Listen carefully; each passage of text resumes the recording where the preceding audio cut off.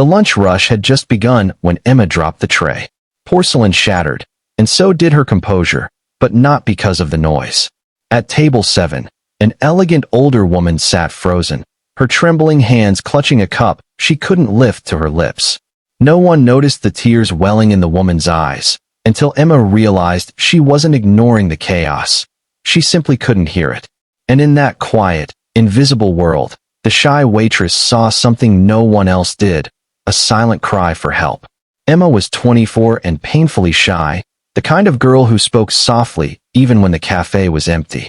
She'd been working double shifts at the Garden Bistro, a cozy restaurant tucked between glass towers that glittered with wealth she could never imagine. Most days, she just tried to blend in, refill coffees, smile politely, and pray no one asked too many questions. Her mother's hospital bills were stacking up, and rent was due. Emma didn't have time for dreams. Every tip mattered. Every second counted. That afternoon, when the lunch crowd poured in, she noticed a woman sitting alone near the window. She was dressed in a soft beige coat, her silver hair tied neatly in a bun. Something about her posture, stiff, uneasy, drew Emma's eyes. The woman's cup rattled as she tried to pour tea, spilling it slightly. No one moved to help. Emma hurried over, heart pounding. "Ma'am, let me help you with that," she said gently. The woman startled, blinking rapidly, eyes wide, not from fear, but confusion. Emma realized it instantly. The woman hadn't heard her approach. She mouthed the words slowly. "It's okay. I'll help." The woman smiled faintly and mouthed something back, her lips forming words that didn't come out. "Thank you." Emma froze. She remembered those same gestures from long ago. Her younger brother, Caleb, had been born partially deaf before his passing. She hadn't signed in years, but the memory flooded back like light through a cracked door. Tentatively, she signed, "Do you understand me?" The woman's eyes widened in disbelief, then softened into relief. She nodded, her fingers trembling as she signed back, "Yes." "You sign?" Emma nodded shyly. The woman laughed silently, tears glistening.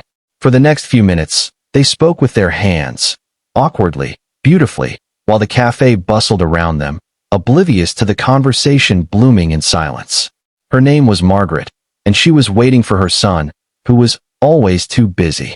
She mentioned he was a businessman, a billionaire, Emma later realized, but what she said next broke Emma's heart. "He thinks my world is quiet because I have nothing to say. But really, I just wish he'd listen." Emma didn't know what to say. Her throat tightened. She squeezed Margaret's hand and signed, "You're not alone. I hear you." When Margaret's son finally arrived, tall, commanding, dressed in sharp black, he barely looked up from his phone. He sat down, said something curt, and missed entirely the sadness in his mother's eyes. Emma felt anger stir in her chest, but she stayed silent, retreating to the counter. Yet something in her heart whispered, kindness is not silent. Not today. The next day, Margaret returned, alone again. She waved to Emma, smiling shyly, and the young waitress felt warmth spread through her chest. They talked again in signs, small conversations about flowers, memories, and the loneliness of growing old in a world that no longer spoke your language. As the days passed, Margaret began visiting often. Emma realized it wasn't just about the food, it was about being seen. One afternoon, Margaret confided something that made Emma's heart ache. Her son, Alexander, had built his empire from nothing, but in doing so, he'd lost the human part of himself. After his father's death, he'd buried himself in work, treating affection like a distraction. He didn't even remember sign language anymore, the language his mother once used to teach him love. That evening, fate intervened. Alexander stormed into the cafe, furious. "Is my mother here?" he demanded. Emma froze, tray in hand. "She's in her usual seat," Emma said quietly. He marched over, his tone sharp and dismissive. "Mother, why do you keep coming here alone? You could have staff for that." Margaret signed something. He frowned. "I don't understand what you're saying." Emma stepped forward before she could stop herself. Her pulse thundered. Then, trembling, she began to sign Margaret's words aloud. "She said she doesn't need staff, Alexander. She needs you." The entire cafe had gone silent. Even the air seemed to pause. Alexander turned to her, disbelief flickering in his eyes. "Who are you?" he asked coldly. "Just someone who listens," Emma whispered. For a long moment, The powerful billionaire said nothing. He looked at his mother, at the soft tears sliding down her cheeks, and something in his expression cracked. Later that evening, as the sun sank beyond the windows, Alexander approached Emma. His voice was lower now, uncertain. "You know sign language?" "Yes. My brother was deaf. He taught me before he passed." He nodded slowly. "You made her smile today?" "I haven't seen her smile in years." Emma smiled faintly. "Then maybe it's time you start learning again." Weeks turned into months. The billionaire who once never had time for anyone now showed up at the Garden Bistro every morning, not to check his phone, but to learn from Emma. Together, they practiced sign language over coffee. He fumbled often, laughed awkwardly, but his mother's proud eyes made every mistake worth it. Slowly, the cafe regulars began to notice the change. Alexander started greeting staff by name.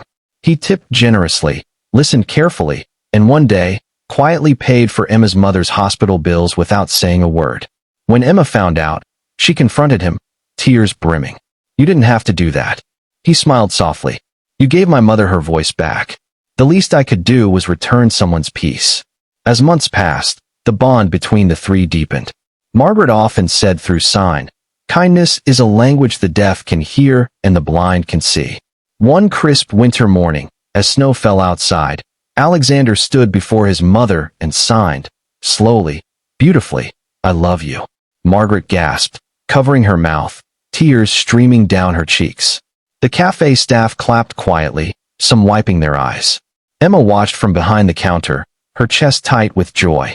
For the first time in years, she saw how kindness, even from someone shy and unseen, could ripple into something extraordinary, turning silence into connection, strangers into family, and grief into hope. That evening, as Margaret hugged Emma goodbye, she signed, "You changed us, my dear. Never stop speaking kindness, even when no one hears it." Emma smiled. "I won't." Moral of the story: a single act of compassion can bridge even the deepest silence and heal hearts that the world has forgotten.